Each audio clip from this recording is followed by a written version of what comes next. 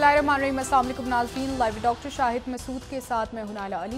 नाज़रीन, निगरान वज़ीर आज़म अनवारुल हक काकड़ साहब ने जनावाला वाक़े में मुतासरा मसीही बिरादरी से आज मुलाकात की। दूसरी जानिब सदर मुमलिकत आरिफ अलवी साहब ने सेक्रेटरी वक़ार अहमद को अपने ओहदे से हटा दिया है, जबकि सदर मुमलिकत की ट्वीट पर आज भी दिन भर जो है वो उभाम और सवालात जो है वो उठते रहे। उस पर भी बात करेंगे। हमारे साथ स्टूडियो में मौजूद हैं डॉक्टर शाहिद मसूद।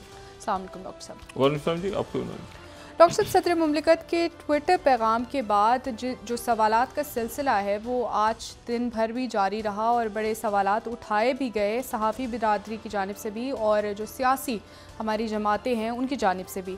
आज सदर आरिफ अलवी साहब ने अपने सेक्रेटरी को भी बरतरफ किया है। मैं आपसे इस हवाले से राय जानना चाहूँगी। देखिए, आज तबीयत तो ये थी कि ये जो ब्रिक्स समिट हो रही है, ये 15वीं ब्रिक्स समिट शायद सबसे इम्पोर्टेंट ब्रिक्स समिट है। उस पर मैं ज़्यादा बात करूं। और प्रीमियर शी जिनपिंग जो हैं वो पहुंच गए हैं Johannesburg, Indian prime minister Modi पहुंच रहे हैं, बाकी लोग पहुंच रहे हैं सारे, और ये दुनिया में क्या तब्दीली हो रही है उस पर ज़्यादा बात की जाए। लेकिन यहाँ पाकिस्तान में कुछ ऐसा नया ये मामला खड़ा हो गया है कि फिर दोबारा ज़ाहिर है कि पाकिस्तान की सियासत पे हमें बात करनी पड़ेगी। इस्लामाबाद की फ़ज़ाओं में क्या हो रहा है यहाँ पे। हमारे साथ ब्यूरो चीफ इस्लामाबाद मियाँ शाहिद साहब मौजूद हैं, उनसे पूछेंगे। और फिर ये सदर के पास ऑप्शंस क्या हैं अब। ये मैंने सब लोगों की मुख्तलिफ माहिरीन कानून की राय नहीं सुनी, मैं इस पर माजरत ख्वाह।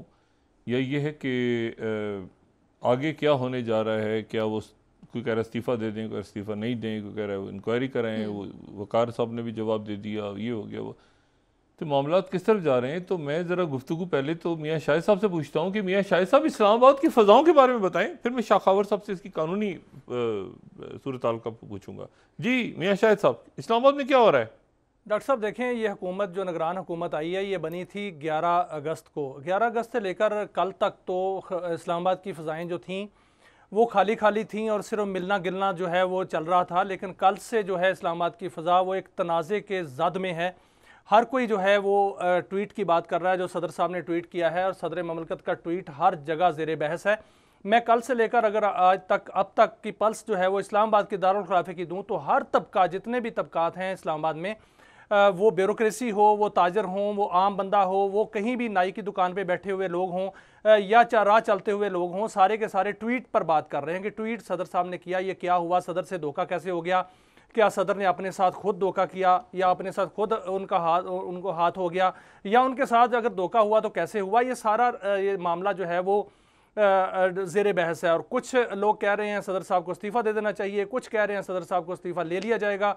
ये सारे मामला जो हैं वो आज तक चल रहे हैं। लेकिन इससे पहले फ़ज़ा जो थी वो खाली थी और जो निगरान हुकूमत है उनके पास शायद काम करने को नहीं था, वो सिर्फ मिलनियाँ गिलनियाँ जो थी वो चल रही थी। और उसमें जो इवन के मिलनियाँ गिलनियाँ से क्या मुराद है। डॉक्टर साहब, वज़ीर आज़म जो हैं वो अपने हलके के लोगों से मिल रहे हैं। यहाँ पर वज़ीर आज़म हाउस में उनके हलके के लोग आ रहे हैं, वहाँ पर वफूद आ रहे हैं, उनसे मिल रहे हैं। और अब तक जो है वो सैकड़ों लोगों से वो जो है वो मुलाकात कर चुके हैं। और मुल्क के हालात जो हैं वो आपके सामने हैं। महंगाई रोज़ बरोज़ जो है वो बढ़ रही है, डॉलर की कीमतों में इजाफा हो रहा है, और IMF की वजह से जो कीमतें हैं बिजली की वो भी आसमान को छू रही हैं। लेकिन वज़ीर आज़म जो हैं वो बलूचिस्तान की हुकूमत तश्कील देने में मसरूफ़ हैं, और दूसरा उनकी मुलाकातें जो हैं वो ख़त्म नहीं हो पा रही। आज वो जड़ांवाला गए हैं, वहाँ पर उन्होंने आज जाकर वहाँ पर टाक शाक की है और एक काबीना का इजलास किया था, और काबीना के इजलास में भी उन्होंने तकरीर की थी। उसके अलावा जितने दिन गुजरे, ये 8 दिन गुजरे हैं तकरीबन, इन 8 दिनों में वज़ीर आज़म ने जो है वो मुलाकातें की हैं और मुख्तलिफ गैर खैर सगाली जो है मुलाकातें की। किसी का हालचाल पूछा, किसी से जो है मुबारकबाद वसूल की, किसी से फूल वसूल किए। और आज उनको एक काम जो है वो जड़ांवाला में आया था, वहाँ पर वो गए थे और वहाँ पर जो है उन्होंने टाक किया। लेकिन बाकी काबीना फाल है, मतलब कोई ये जो रियासत के इशूज, ज़ाहिर है शमशाद अख्तर साहबा कुछ कर रही होंगी, बाकी क्या है इस्लामाबाद में। डॉक्टर साहब देखें, शमशाद अख्तर साहबा जो हैं उनके पास बहुत अहम महकमा है जिसको ख़जाना कहते हैं। उन्होंने सिर्फ FPR का दौरा किया है और उसके बाद उन्होंने कुछ नहीं किया, और अभी तक जो है वो भी मुलाकातें ही कर रही हैं और देख रही हैं कि ख़जाना के हवाले से क्या मामलात हैं। ब्रीफिंग पे ब्रीफिंग जो है वो बहुत चल रही है। एनर्जी के वज़ीर जो हैं उनसे आज मेरी मुलाकात हुई है, उनको वेलकम कहा तो वो भी 100 से ब्रीफिंग ही ले रहे थे। जो वज़ीर दाखिला हैं, सबसे अहम वज़ीर जो हैं इस हुकूमत के और किसी भी हुकूमत के जो अहम वज़ीर होते हैं वो वज़ीर दाखिला होते हैं। वज़ीर दाखिला जो है वो भी मुलाकातें कर रहे हैं, कभी वो अपने ऑफिस से बाहर जाके मुलाकातें कर रहे हैं, कभी ऑफिस में मुलाकातें कर रहे हैं। उनके भी हल्के के लोग जो हैं वो उनके ऑफिस में आ रहे हैं, कबाइल जो हैं वो ऑफिस में आ रहे हैं, उनको मुबारकबाद दे रहे हैं और उनकी मुबारकबादें जो है वो वसूल कर रहे हैं। नहीं, लेकिन शुरू के दिनों में तो ऐसा होता है ना मियां शाह साहब, ऐसा तो शुरू में होगा ना डॉक्टर साहब, होता होगा, लेकिन जो मुल्क के हालात हैं ऐसा नहीं होता। और वो वही जो उनकी मिलनियाँ गिलनियाँ चल रही थी, तो उसी आड़ में तो इस्लामाबाद के अंदर एक रियासत मुखालिफ जो है वो इतने बड़ा जलसा हो गया और वहाँ पर जो है रियासत मुखालिफ नारे लग गए। और रियासत मुखालिफ जो है वो जो नारे लगे वो उसमें जो ऑफिशियल एक्ट है जो अमल दरामद जिस पर हो रहा है और गिरफ्तारियाँ हो रही हैं, ऐसा ना होता अगर वज़ीर दाखिला जो है वो एक्टिव होते और वो इस्लामाबाद में ऐसे जलसे अच्छा, की इजाज़त ये ना जो देते। नारे लगे हैं जिसमें ईमान मज़ारी साहिबा और अली, ये परमिशन इसकी थी या ये बगैर परमिशन के आगे थे, ये क्या हुआ है? डॉक्टर साहब, इस्लामाबाद में दफ़ा 144 नाफिज है और इस्लामाबाद में रेड जोन का जो इलाका है वो 0 पॉइंट तक का है। वो G5 से लेकर 0 पॉइंट तक का रेड जोन का इलाका है। वहाँ पर इस्लामाबाद के अंदर इस वक्त 5 लोग जो हैं वो इकट्ठे दाखिल नहीं हो सकते, इकट्ठे नहीं बैठ सकते, इकट्ठे नहीं बातें कर सकते। तो इतना बड़ा मजमा जो है वो इस्लामाबाद में कैसे आ गया? और यहाँ पर जो इजाज़त है वो 2 बंदे दे सकते हैं, एक है वज़ीर दाखिला, दूसरा है DC इस्लामाबाद, या वो कोई भी जमात जो कि जलसा करना चाह रही हो, कोई भी ग्रोह हो, वो किसी अदालत से कोई ऑर्डर ले आए तो जलसा हो सकता है, वरना कोई जलसा नहीं हो सकता। DC साहब ने तो यहाँ पर कोई इजाज़त नहीं दी और DC के अहकामात के मुताबिक यहाँ पर इस्लामाबाद में दफ़ा 144 नाफिज है और यहाँ पर कोई जलसा नहीं हो सकता। लेकिन वो जलसे की इजाज़त किसने दी? वज़ीर दाखिला ने दी। वज़ीर दाखिला के अलावा हमें कोई कोर्ट ऑर्डर तो मिला नहीं है। अगर वज़ीर दाखिला ने किसी की जो है वो गारंटी लेकर दाखिला इजाज़त दी है तो वो गारंटी तो ख़त्म हो चुकी है, क्योंकि वहाँ पर जो काम हुआ वो आज तक तारीख में नहीं हुआ कि दारुल हुकूमत में आकर जो है वो एक गिरोह पाकिस्तान के खिलाफ और पाकिस्तानी रियासत के अदारों के खिलाफ जो है वो इस तरह के नारे लगाए और इस तरह के जो है बातें की जाएं और रियासत मुखालिफ जो है वो बयानिया जो है वो यहाँ पर बनाया जाए और वो झूठ पर पलन जो मबनी हो और जो बिल्कुल एक साजिश पर मबनी हो वो बयानिया जो है वो इस्लामाबाद में आकर बोला जाए। तो ये तो वज़ीर दाखिला जो है वो अगर अपनी मुलाकातों से निकलेंगे, अपनी मुलाकातों से उनका जान छूटेगी, तो वो फिर या हुकूमत साजी जो हो रही है वहाँ पर बलूचिस्तान में, वहाँ से निकलेंगे तो फिर वो वजारत दाखिला का काम करेंगे और इंटीरियर जो है मिनिस्टर जो होता है, जिसका तकाजा होता है कि मुल्क में अमन व ईमान को बहाल करना है और अमन लाना है और मुल्क में जो है वो निज़ाम को बेहतर करना है, वो फिर ही होगा। ये बताइएगा शखावर साहब, ये सदर मुमलिकत की तरफ से जो कल ट्वीट आया है, अब इस पर यानी अब सदर क्या करेंगे? सदर ने हटा दिया वो सेक्रेटरी को, वो सेक्रेटरी कह रहे हैं कि जी वो मुझे गलत हटाया है और उनकी तरफ से हदायत ही नहीं थी और वो उन्होंने जवाब दे दिए। और देखें शाखर साहब, आपने भी दुनिया देखी है सारी, तो ये इसमें जो है ये बड़ा एक मतलब लोग इसको देखते नहीं हैं कि जी वहाँ ड्यूमा में क्या बहस हो रही है या नीदरलैंड की पार्लियामेंट में क्या बहस हो रही है या उनके अमेरिका के टीवी चैनल्स पे क्या बहस हो रही है। हमारी तरह लोग देखते हैं कि प्रेसिडेंट और बड़े मुल्क के अंदर क्या हो रहा है इस वक्त। तो कैसा अजीब सा मैसेज गया है ये क्या है? अब सदर क्या करेंगे अब इसके बाद? What next? जी शखावर साहब, अच्छा लाइन अभी ड्रॉप हुई है, इधर मिलाइएगा प्लीज शखावर साहब से दोबारा। हम उनसे पूछते हैं कि प्रेसिडेंट के पास ऑप्शंस क्या हैं। जी शखावर साहब, सदर क्या करेंगे अब नेक्स्ट क्या सदर, आपको क्या लगता है क्या करेंगे वो अब इस वक्त? देखिए, सदर की जो वो कंट्रोवर्शियल ट्वीट कल आई थी और उस पर काफी बहस चलती रही, कल भी आज भी, और आज उन्होंने अपने एक अहम जो है कंपोनेंट अपने ऑफिस में से उनको बरतरफ कर दिया है। लेकिन ये तनाज़ा जो है ये तो बिल्कुल चलता रहेगा जब तक कि इसकी सही मानों में तहकीकात नहीं हो जाती। देखिए, ये कंट्रोवर्सी जो है ये तो इसने तो एक हैजानी कैफियत तारी की हुई है पूरे मुल्क में, और कल से जो हमारे अवाम है वो इस चीज को देख रहे हैं कि सदर मुमलिकत जो कि पाकिस्तान का सबसे बड़ा ओहदा है और उनके बारे में फॉर एंड अगेंस्ट बातें आ रही हैं और ये डिस्कशन जारी है कि क्या सदर मुमलिकत ने गलत बयानी की है या उनसे धोखा हुआ है। तो ये मैं समझता हूँ कि बड़ी एक अफसोसनाक सूरत हाल है। हमारी साख जो है वो बैरूनी मुमालिक में जो है वो बड़ी खराब हो रही है और हम जो है वो जग हसाई का जो है वो बायस बन रहे हैं। लेकिन अब इसमें मैं ये समझता हूँ कि इसको एक तरीके से ही जो है वो सेटेड नॉट किया जा सकता है। नहीं, एक मिनट शखावत साहब, आपने कहा कि इसकी इंक्वायरी कौन करेगा? इंक्वायरी जी मैं आपको बताऊं कि इंक्वायरी तो फिर हुकूमत को इनिशिएट करनी चाहिए, क्योंकि एक लॉ मौजूद है, कमीशन एंड इंक्वायरी एक्ट 2017। उसके तहत कोई भी इस तरह का कोई तनाजा खड़ा हो जाए जिसकी जुडिशियल इंक्वायरी या जो है वो फैक्ट फाइंडिंग इंक्वायरी की जरूरत हो, तो फिर फेडरल गवर्नमेंट ये डिसाइड करती है।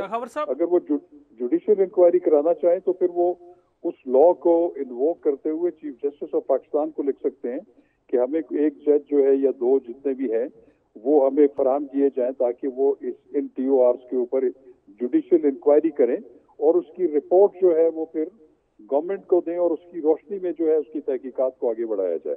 तो ये बड़ा जरूरी है, क्योंकि नहीं यानी हुकूमत जुडिशियल इंक्वायरी करवाए, आप ये कह रहे हैं? जी बिल्कुल, क्योंकि एक ये भी सुनने में आ रहा है कि शायद पाकिस्तान तहरीक-ए-इंसाफ या कुछ और जो स्टेक होल्डर्स हैं वो सुप्रीम कोर्ट से रिज्यू करेंगे और उनसे कहेंगे कि आप तहकीक करें, क्योंकि सुप्रीम कोर्ट या हाई कोर्ट जो है इस तरह के तनाजात को अज खुद नहीं तय कर सकती। ये सिर्फ तय हो सकते हैं इंक्वायरी जुडिशियल हो या फैक्ट फाइंडिंग। तो वो हुकूमत को तो जरूर ये कह सकते हैं कि वो इसके ऊपर जो है वो एक फैक्ट फाइंडिंग या जुडिशियल इंक्वायरी कराएं, लेकिन चूंकि इसमें वाकयाती तजादात हैं, फैक्चुअल कंट्रोवर्सीज हैं, तो इसमें सुप्रीम कोर्ट तो कम से कम इस तनाजे में तो नहीं पड़ सकती। शाखावर साहब मैं कुछ पूछना चाहूंगा। शाखावर साहब, मियां शाहिद साहब आपसे पूछना चाह रहे हैं सवाल। जी मियां साहब। शाखावर साहब मुझे हमारी रहनुमाई कीजिएगा कि सदर जो होते हैं वो तो सुप्रीम कमांडर हैं और एक रियासत के जो हैं वो सरबराह होते हैं। क्या सदर इंक्वायरी ऑर्डर नहीं कर सकते थे ट्वीट करने के अलावा कि वो इंक्वायरी ऑर्डर करते? और सदर ही इंक्वायरी ऑर्डर करने के मिजाज हैं, क्योंकि वफाकी हुकूमत जो है वो इस वक्त चूंकि मुंतखब हुकूमत नहीं है, निगरान हुकूमत है, तो वो सदर के अंडर ही है। तो सदर खुद जो है वो इसकी इंक्वायरी कराकर और हुकूमत को इसका ऑर्डर करे कि उनके खिलाफ जो भी उसका जिम्मेदार है उनके खिलाफ कार्रवाई करे। जी मेरा ख्याल है कि ऐसा नहीं है। उसकी वजह यह है कि जो मैंने जिस कमीशन एंड इंक्वायरी एक्ट 2017 की बात की है उसमें वफाकी हुकूमत का जिक्र है कि वफाकी हुकूमत ने ये अपनी काबीना के इजलास में तय करना है, और ऐसी कोई बात नहीं है कि इस वक्त अगर प्रॉपर हुकूमत मौजूद नहीं है और निगरान हुकूमत है और वो इस मामले में इंटरफेयर नहीं कर सकती, वो बिल्कुल कर सकती है। तो वो बहरहाल सदर जो है वो खुद इंक्वायरी ऑर्डर नहीं कर सकते, न ही ये सुप्रीम कोर्ट या हाई कोर्ट खुद इंक्वायरी का ऑर्डर कर सकती है। उसके लिए जो तरीक़ाकार और लॉ मौजूद है उसको ही इन्वोक किया जा सकता है। एक और रहनुमाई फरमाइएगा शाखावर साहब के सदर ममलकत ने एक ट्वीट किया और उसके बाद कंट्रोवर्सी जो है वो क्रिएट हो गई। अब सदर साहब से एक मुतालबा किया जा रहा है कि वो इस्तीफ़ा दें। अगर कल को सदर जो हैं वो इस्तीफ़ा दे देते हैं या उनको इतना दबाव पड़ता है कि वो इस्तीफ़ा, एक तो वो इस्तीफ़े में क्या उसके वजूहात क्या लिख सकते हैं कि दो जो सूरतें हो सकती हैं, या सदर का मुआवजा हो सकता है या सदर जो हैं वो अगर उनकी सेहत इतनी ख़राब हो जाए कि वो काम जारी ना रख सकें तो वो इस्तीफ़ा देते हैं। तो आप क्या समझते हैं कि सदर अगर आने वाले दिनों में इस्तीफ़ा दे देते हैं किसी भी सूरत में, तो फिर क्या कंट्रोवर्सी क्रिएट होगी या आराम से ये जो है वो मामला स्मूथली निपट जाएगा? फिर सदारत कौन संभालेगा? आगे होगा क्या? इस प्रोसेस कैसे चलेगा? देखिए आइन तो इसमें ये कहता है कि अगर सदर मुमलिकत का ओहदा किसी वजह से खाली हो जाए, बीमारी की वजह से या उनके इंतकाल की सूरत में, या वो रिजाइन कर दें या उनको इम्पीच कर दिया जाए, उस सूरत में तो फिर चेयरमैन सेनेट जो है वो कायम मकाम सदर जो है वो उसकी वो संभाल ले लेते हैं जब तक कि सदर का इंतखाब ना हो। अब जहां तक सदर के मुआवजे का ताल्लुक है तो उसमें सदर का मुआवजा जो है वो तो जॉइंट हाउसेज में हो सकता है, कौमी असम्बली और सेनेट दोनों में। अब इस वक्त चूंकि कौमी असम्बली नहीं है तो वो मामला भी नहीं है। तो मैं ये फिर भी ये कहूंगा कि ये चूंकि बड़ा सेंसिटिव इशू है, इस पे जुडिशियल इंक्वायरी हो और अगर उसमें जो भी जिम्मेदार हैं तो फिर वो अपना कॉन्सिक्वेंस फेस करना पड़ेगा।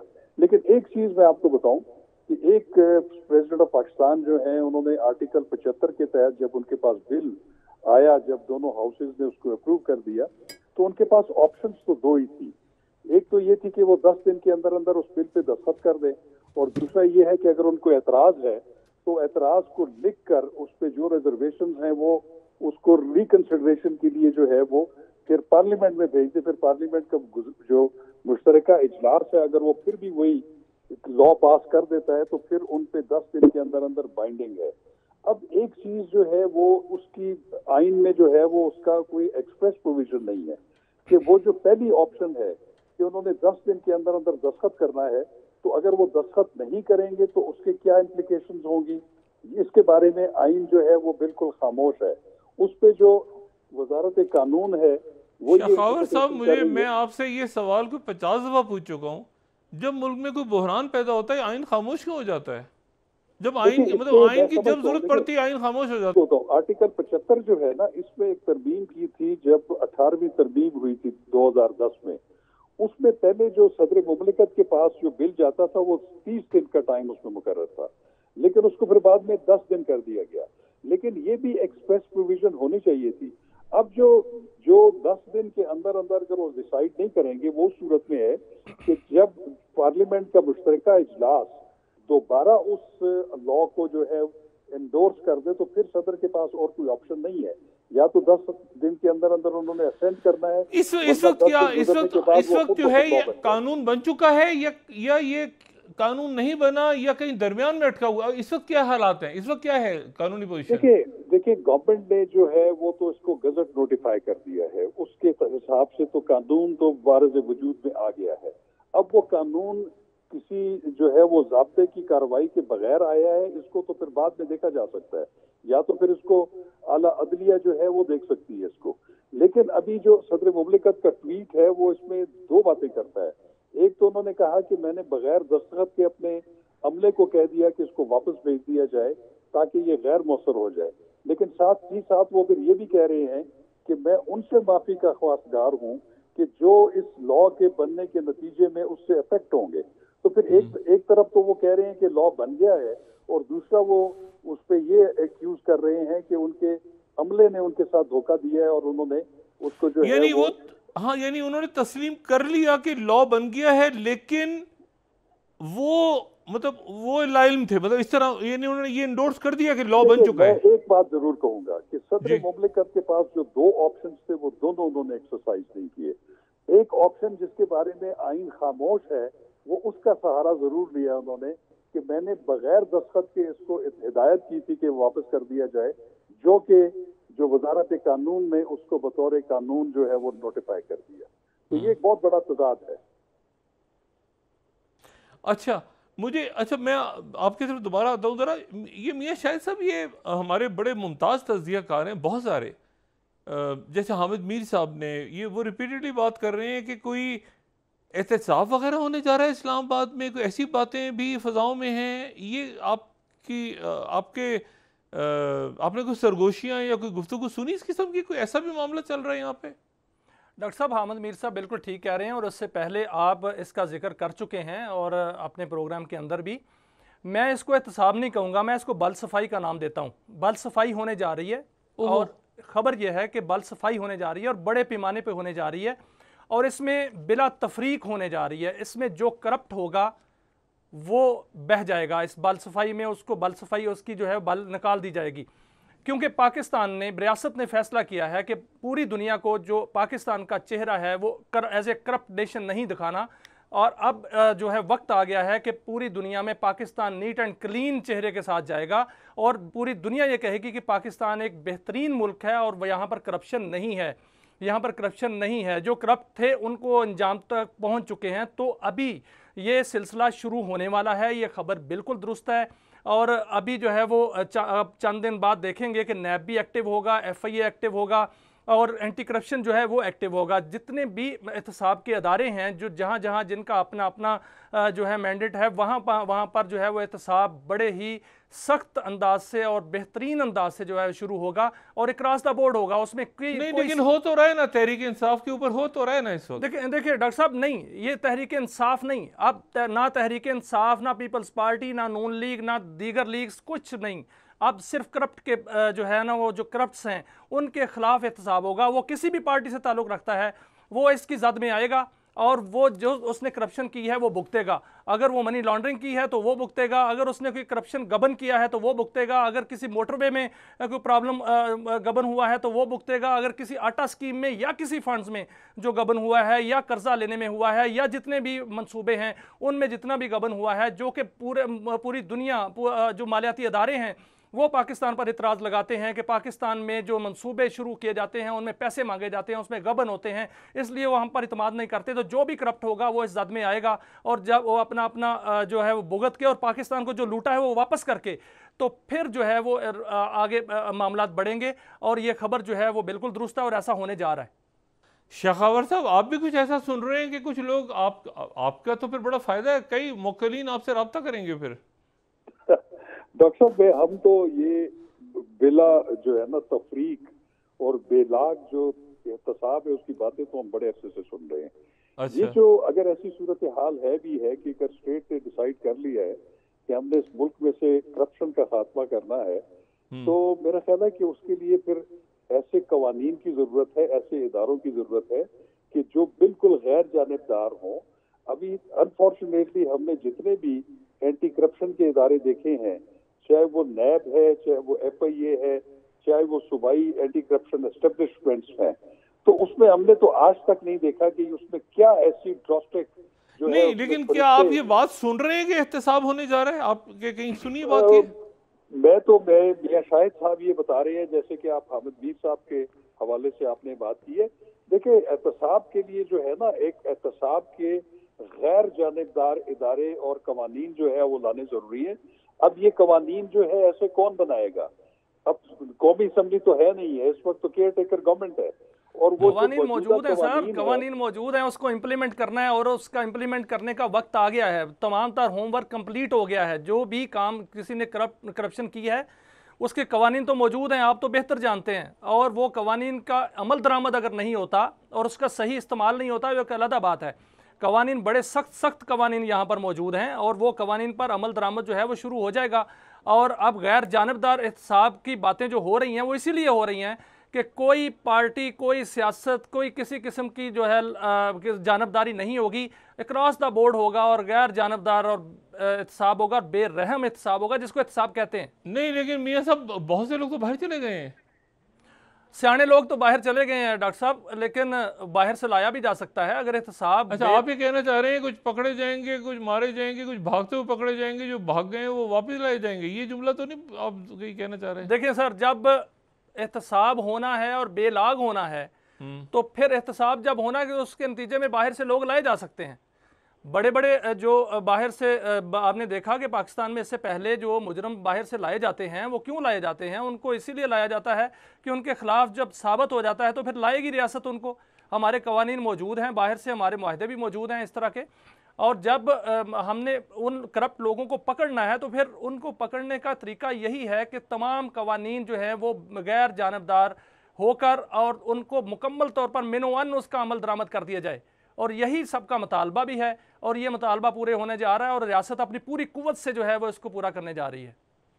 शखावर साहब, वन साइडेड तो नजर नहीं आना चाहिए, फिर अगर होगा तो फिर अक्रॉस द बोर्ड ही होगा ना। देखिए, मैं तो कहता हूँ कि ये तो बड़ी आइडियल सिचुएशन है कि मुल्क में बिल्कुल एक बगैर किसी तफरीक के, बगैर किसी पॉलिटिकल विक्टिमाइजेशन के एहतसाब का अमल हो। लेकिन मैं ये समझता हूँ कि ये जो मौजूदा एहतसाब के इदारे हैं, ये हमारे जाने पहचाने इदारे हैं, इनमें वही लोग बैठे हुए हैं, वही उनका एक सिस्टम है। तो मैं ये समझता हूँ कि अच्छी बात है अगर एहतसाब हो, लेकिन मुझे सच कोई ऐसे इनकलाबी इकदामात नजर नहीं आ रहे कि जिसके नतीजे में आप 2-3 महीने के बाद देखेंगे कि करप्शन मुल्क से खत्म हो जाएगी। आप सिर्फ एक पुलिस स्टेशन को देख लें।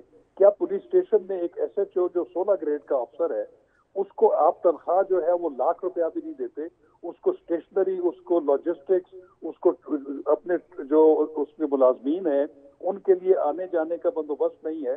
तो क्या आप ऐसी सूरत में उनको ये समझ सकते हैं कि वो करप्शन का खात्मा हो जाएगा? वो एक दिन जो है वो चाबी घुमाई जाएगी तो सारा ये पुलिस कल्चर, आपका ये जो महकमा वो है पटवारी का और जो रेवेन्यू डिपार्टमेंट है, ये सब ठीक हो जाएंगे।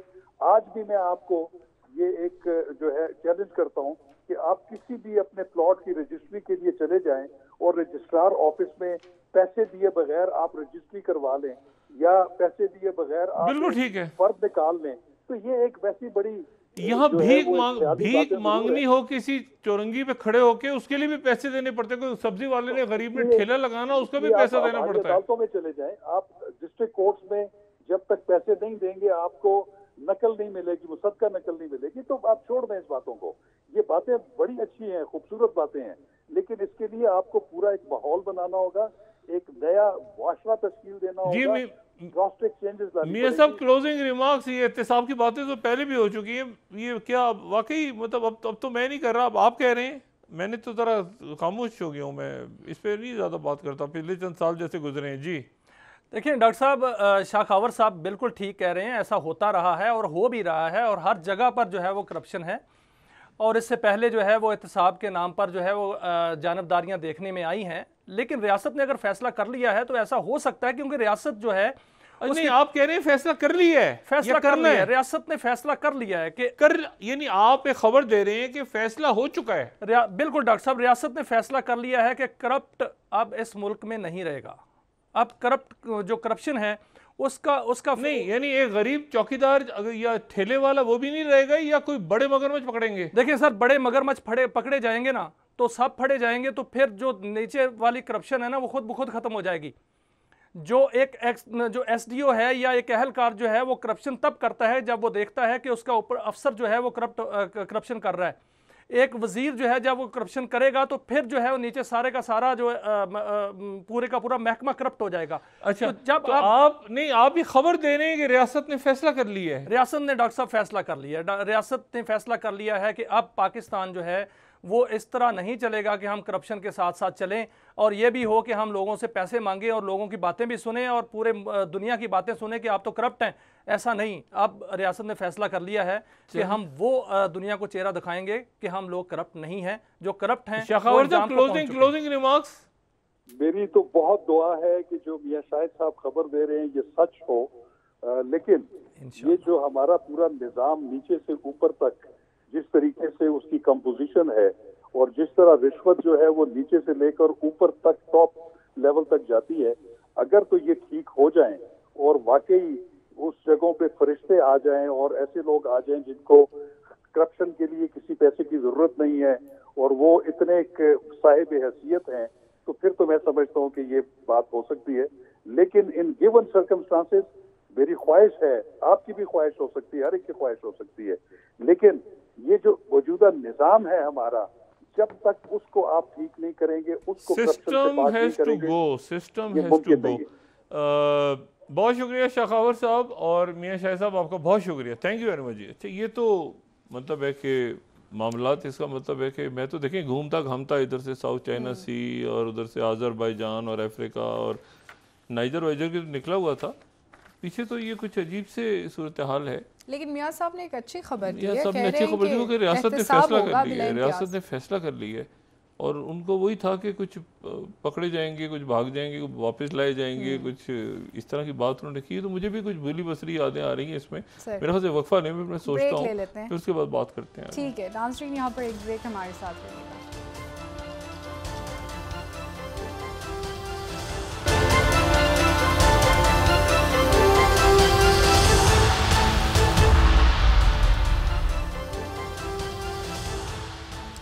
वेलकम बैक नाजरीन। जी डॉक्टर साहब, सदर मुमलिकत के क्या इस्तीफे के इम्कानात हैं या फिर वो अपने मौक़िफ़ पर कायम रहेंगे? ये तो सदर ही बताएंगे, लेकिन आप ये देखें ना कि इसमें कानून तो बन गया, गज़ट नोटिफिकेशन हो गया, अदालत भी आज कायम हो गई, उसमें गिरफ्तारी भी हो गई शाह महमूद कुरैशी साहब की। असद उमर साहब के हवाले से खबर ये कि वो अपनी रहायशगाह पे हैं गालिबन, और उसमें आज़म खान साहब जो हैं उनसे भी बयान ले लिया गया। तो कानून तो ये बन गया गज़ट नोटिफिकेशन में, उसके तहत आगे काम भी चल पड़ा।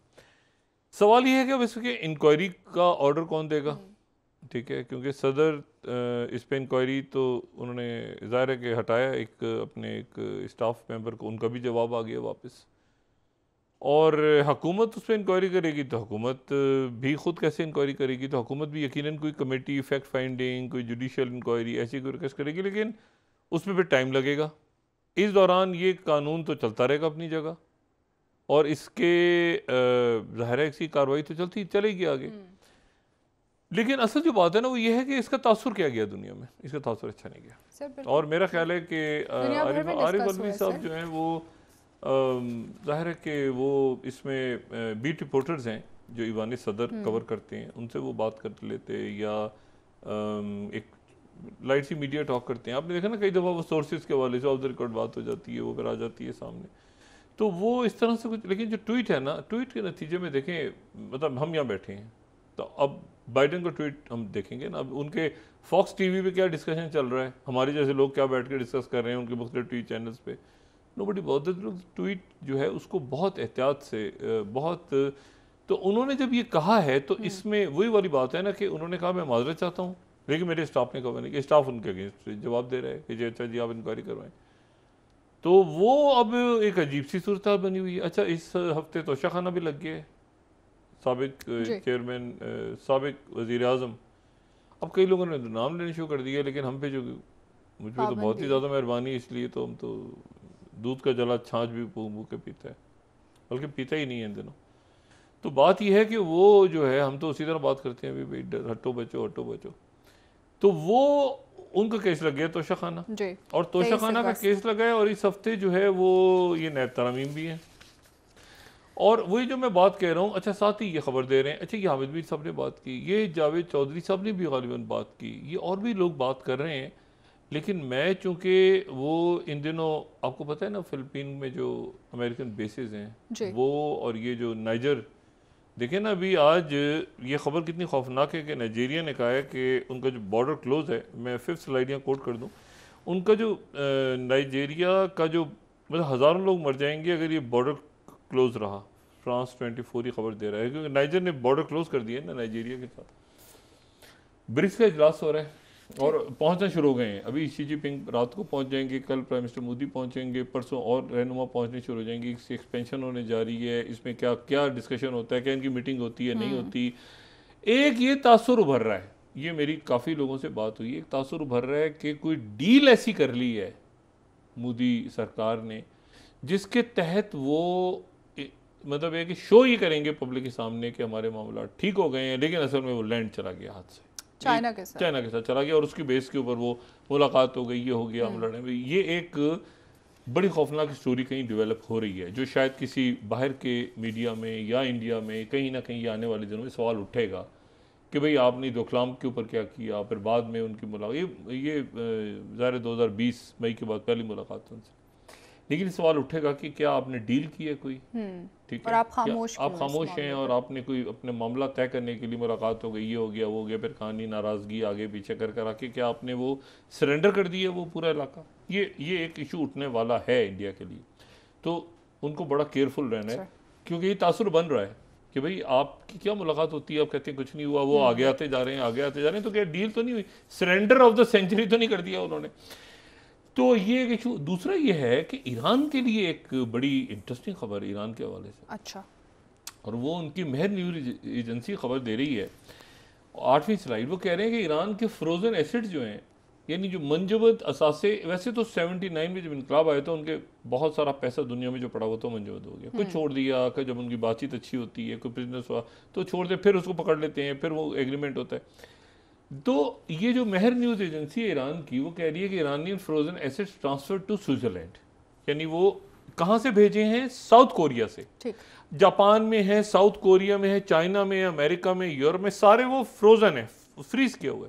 अब साउथ कोरिया ज़ाहिर है अमेरिका का बहुत बड़ा यानी उनका साथी है, तो ये जो खबर है ये बड़ी इंपॉर्टेंट है। लेकिन सवाल ये है कि इस खबर की अहमियत क्या है, उन्होंने कितने पैसे भेजे हैं ईरान के लिए, $6 बिलियन, 6 बिलियन जी। और ईरान की आपको पता है, ईरान के जो ईरान पे पाबंदियां लगी हुई हैं और सारा, ईरान के सिर्फ बाहर के मुल्कों में कितना पैसा मुंजमद है, और अगर उनकी कोई डील हो जाती है या कोई एग्रीमेंट्स हो जाते हैं तो आपको पता है ईरान को पैसा कितना मिलेगा फौरी तौर पे। ये मैं 9th स्लाइड, सिंजुआ जो चाइना की वेबसाइट है, वो ये कह रही है कि ईरान के $100 बिलियन बाहर मौजूद हैं जो कि पाबंदियों की वजह से फ्रीज हैं। 100 बिलियन, आप इकोनॉमी देखें उनकी, वो उसके वो 100 बिलियन के बगैर भी चल रहे हैं। ईरान 100 बिलियन के बगैर भी चल रहा है, काम हो रहा है, उनकी सफारतकारी मॉल लोग सारे चल रहे हैं, तो 100 बिलियन आगे तो क्या होगा, आप जरा तस्वुर करें ना। मैं इसलिए कह रहा हूँ कि ये डिफाइनिंग मूवमेंट्स हैं। अब इन डिफाइनिंग मूवमेंट्स में ये रोज़ एक मैन मेड क्राइसिस खड़ा हो जाता है। देखिए ना, अब ये कितना इंपॉर्टेंट है कि ब्रिक्स से क्या खबर सामने आती है। यूक्रेन का क्या, वहाँ पर क्या स्टेटमेंट, क्या एक्सपेंशन, कितने मुल्क शामिल होते हैं, कितने मुल्क हाजिर होते हैं। जाहिर है कि प्रेसिडेंट पुतिन जो है वहाँ शरीक होंगे और ये ग्लोबल साउथ सारा चला गया। अफ्रीकन यूनियन जो है वो कहती है कि नाइजर पे हमला नहीं होगा, लेकिन ये जो एवॉकस है ये भी जाहिर है अफ्रीकन यूनियन का हिस्सा है। तो वो जो है वो चाहते हैं कि वो भी, बल्कि नहीं चाहते कि हम लोग, क्योंकि वो ज़ाहिर अमेरिकन एम्बेसडर आ गई तो डिप्लोमेटिक चैनल खुलेगा कोई ना कोई, और ये जंग होनी भी नहीं चाहिए। लेकिन मैं आपसे सिर्फ ये गुजारिश कर रहा हूँ कि ये जब डिफाइनिंग मोमेंट्स हैं, जब दुनिया यानी इथोपिया, यानी आप देखें कि अर्जेंटीन, सऊदी अरब तो फौरी तौर पर बनने जा रहा है नवंबर, इजिप्ट बनने जा रहा है, टर्की बनने जा रहा है, ये आपका यूएई बनने जा रहा है, अर्जेंटीन बनने, बहुत सारे मुल्क तो 19 मुल्क तो फौरी तौर पे अप्लाई कर रहे हैं। ये जब तक मैन मेड क्राइसिस ख़त्म नहीं होगा ना, बतौर रियासत देखें ये वो इश्यूज हैं जो कि आपको सक इन कर लेते हैं, पूरा सक इन नहीं होता, दिमाग सक, यानी आपका बिल्कुल अंदर जो है ना, आप दलदल में चले जाते हैं कि यार इस ट्वीट का क्या बनेगा, अब क्या होगा, ये क्या होगा, वो जैसे मियां शाहिद साहब ने भी कहा कि जी वो हर जगह ये बात हो रही है। ये बात मैंने जो एहतसाब वाली की इसलिए की कि हमारे ये काफ़ी सीनियर तज्जियाकार ये बात कर रहे हैं, तो उनके लबों से चूंकि मैंने बात की, इनसे पूछा तो ये कह रहे हैं कि फैसला हो चुका है। सब प्रोग्राम का वक्त खत्म हो रहा है नाजरीन, कल इंशाल्लाह दोबारा आपसे मुलाकात होगी। शाखावर साहब कह रहे हैं सिस्टम नहीं चल रहा। सर बिल्कुल ऐसे ही है नाजरीन, कल आपसे दोबारा मुलाकात होगी। पकड़े जाएंगे, कुछ मारे जाएंगे, तो पुट्टी बातें करते हैं। अपना दोस्तों, रिश्तेदारों, गिरदनवा के लोगों का सब ख्याल रखिएगा। अल्लाह हाफ़िज़।